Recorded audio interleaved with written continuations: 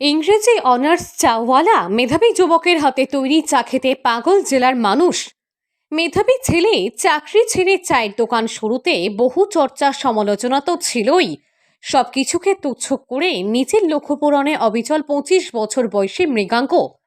এই বাংলার মানুষের কাছে চায়ের কদর অন্য মাত্রায়, চায়ের প্রতি অন্যরকম টান মানুষের।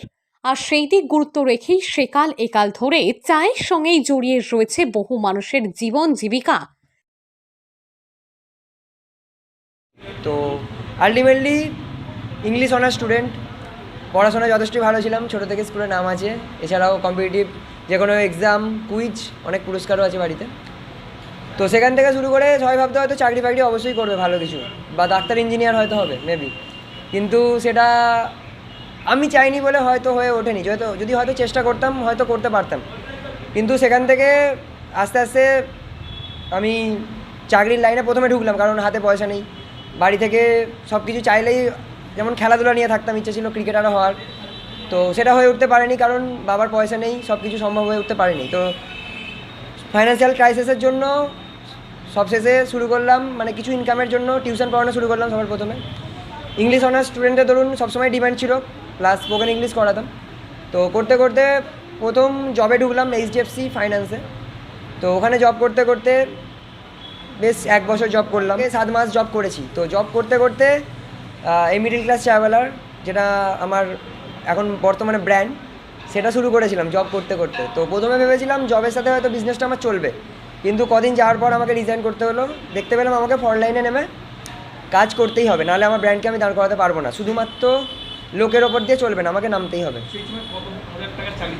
তো আমার সেই সময়ের সব মিলিয়ে প্রায় 23 থেকে 24 হাজার টাকা স্যালারি ছিল, প্লাস সাইডে আমি টিউশন পড়ি, আমার মাসে প্রায় 28 থেকে 30 হাজার টাকা হয়ে যেত অ্যাজ এ 24 ইয়ার্স, 24 বছরের একটা ছেলে। চা বিক্রেতা বা চা ব্যবসা নিয়ে একসময় সাধারণ মানুষের যে ধারণা ছিল, বর্তমান সময়ে সেই ধারণা অনেকখানি বদল হয়েছে। চায়ের চর্চা আরো বাড়িয়ে দিয়েছে একজন সাধারণ চা বিক্রেতা থেকে দেশের প্রধানমন্ত্রী হয়ে ওঠার গল্প। সাদামাটা ধারণা থেকে বেরিয়ে বর্তমান যুগ উপযোগী চা ব্যবসায় ঘটেছে আমূল পরিবর্তন। এক শ্রেণীর মানুষের চাহিদার উপর গুরুত্ব দিয়ে চায়ে অভিনবত্ব, আর এর মধ্যেই নতুন প্রজন্মের একাংশ সাফল্য খুঁজে পেয়েছে চাহিদা উপযোগী চা ব্যবসা করে। 28 থেকে 30 হাজার টাকা ইনকাম করতাম। এই নয় যে টাকার জন্য বিজনেস শুরু করা, একটা প্যাশন থেকে শুরু করা, যে কিছু একটা করতে হবে, এই নয় যে বুড়ো বয়সে গিয়ে করবো।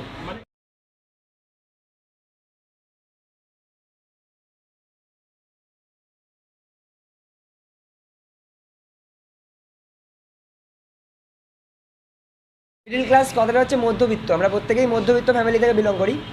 ইন্ডিয়ার 80 থেকে 90% মানুষ আইদার হায়ার মিডিল ক্লাস নাহলে লোয়ার মিডিল ক্লাস ফ্যামিলি থেকে বিলং করে। তো সেখান থেকেই মধ্যবিত্ত ফ্যামিলির একটা সবসময় আবেগ থাকে, মধ্যবিত্ত কথাটা অনেক বড় স্বপ্ন দেখা যায় মধ্যবিত্ত বাড়ি থেকে বিলং করলে। তো স্বপ্ন হয়তো অনেকে পূরণ করতে পারে না, অনেকে চেষ্টা করে। তো আমি ভাবলাম যে চেষ্টা করা যাক, দেখা যাক কী হয়। মোটা বেতনের চাকরির থেকেও সাফল্য মিলতে পারে বলেই মনে করেন অনেকে। তাদের মধ্যেই অন্যতম হাওড়ার মৃগাঙ্ক খাড়া।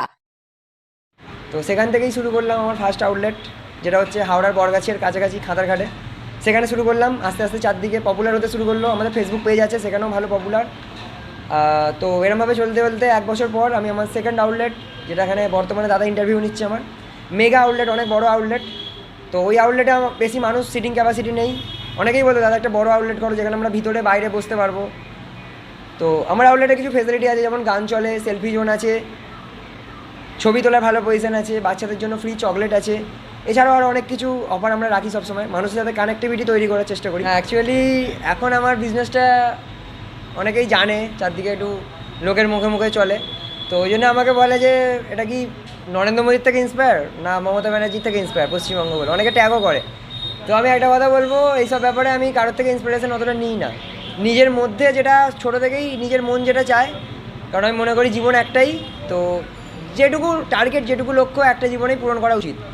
তো ছোটো থেকেই ইচ্ছা ছিল যে নিজের কিছু একটা করবো, ব্র্যান্ড তৈরি করবো, বিজনেস করব। তো মধ্যবিত্ত ফ্যামিলি থেকে বিলং করি, তো হয়ে উঠতে পারিনি যেহেতু বাবার টাকা নেই। মাত্র 1.5 বছর সময়ে ব্যবসায় দারুণ সাফল্য পেয়েছে সে। ইতিমধ্যেই দ্বিতীয় স্টল খুলেছেন, লক্ষ্য রয়েছে তার। মিস্টার মিডল ক্লাস চাওয়ালা এই ব্র্যান্ডকে আরও বিস্তৃত করা। হাওড়া থেকে রাকেশ মাইতির রিপোর্ট, লোকাল 18 বাংলা।